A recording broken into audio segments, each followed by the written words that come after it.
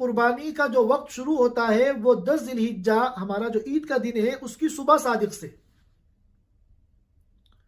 اور کہاں تک رہتا ہے؟ 12 ذی الحجہ کے غروب تک۔ لیکن جن شہروں میں یا بڑے دیہاتوں میں عید کی نماز ہوتی ہے، ظاہر ہے کہ ہم سب لوگ ایسے شہروں میں اور علاقوں میں رہتے ہیں جہاں بڑی آبادی ہے اور عید کی نماز ہوتی ہے، تو عید کی نماز سے پہلے قربانی کرنا درست نہیں۔